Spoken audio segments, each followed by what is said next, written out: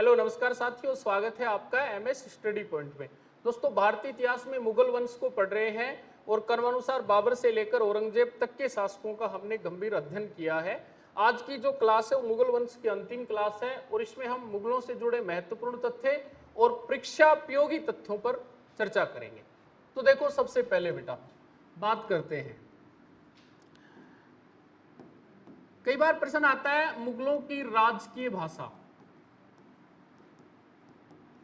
तो बेटा याद रखना, मुगलों की राजकीय भाषा फारसी थी, पर मुगल काल का प्रसिद्ध ग्रंथ बाबरनामा तुर्की में लिखा गया।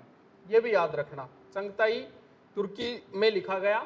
और बाबरनामा क्या थी? बाबर की आत्मकथा थी। ठीक है। इसके अलावा भारत में चार बाग परंपरा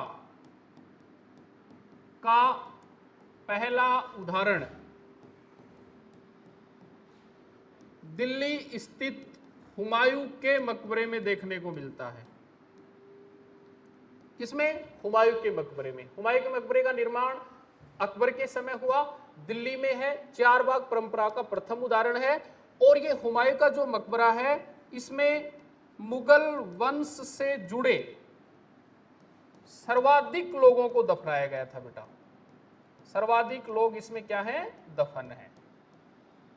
ठीक है। अगली, कई बार प्रश्न आता है मुगल वंश के अंतिम शासक कौन थे? ये इंपॉर्टेंट भी है, तो आपको याद रखना है। मुगल वंश के अंतिम शासक हुए बहादुर शाह जफर। वैसे बहादुर शाह था इनका मूल नाम, जफर नाम से कविताएं लिखते थे, प्रसिद्ध हो गए बहादुर शाह जफर के नाम से। बहादुर शाह जफर ने 1857 की जो क्रांति थी, उसमें भारत में क्रांतिकारियों का नेतृत्व किया था अंग्रेजों के विरुद्ध। क्योंकि दिल्ली से क्रांति का जब दमन हो गया, बहादुर शाह जफर दिल्ली स्थित हुमायूं के मकबरे में जाकर के छिप गए। वहां से इनको पकड़ा गया और पकड़ के रंगून निर्वासित कर दिया गया और रंगून में रहते हुए इनकी मृत्यु हो गई और रंगून में ही इनकी कब्र या मकबरा बना है। बेटा, जो मकबरा रंगून में बहादुर शाह जफर का बना है, उस पर लिखा है कि देख जफर तू कितना बदनसीब है, कभी तो हिंदुस्तान का बादशाह हुआ करता था और आज हिंदुस्तान में दफनाने के लिए 2 गज जमीन भी नसीब नहीं है। ये कहानी थी किसकी?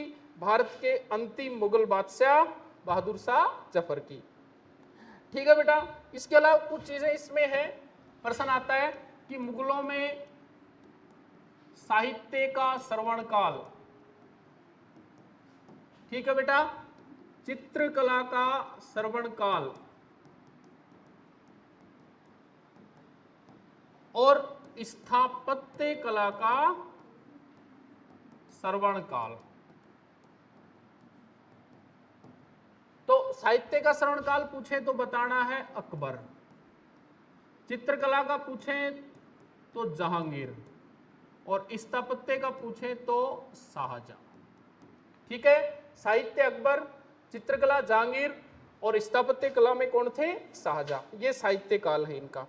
और एक चीज का हमें विशेष ध्यान रखना है, पूरा मुगल काल हमने पढ़ा है, उपरोक्त समस्त सांस्कृतिक और धार्मिक, आर्थिक समस्त उपलब्धियों के कारण मुगल काल को भारतीय इतिहास का दूसरा श्रवण काल कहा जाता है। क्योंकि इतिहास का श्रवण काल, भारतीय इतिहास का श्रवण काल अगर पूछते हैं तो गुप्त काल आता है। तो प्रश्न अगर पूछा जाए भारतीय इतिहास का दूसरा श्रवण काल, तो उत्तर होगा मुगल काल। तो दोस्तों, आज की जो क्लास थी, इसमें हमने मुगल वंश से जुड़े जो महत्वपूर्ण तथ्य थे उनके बारे में चर्चा की है। धन्यवाद।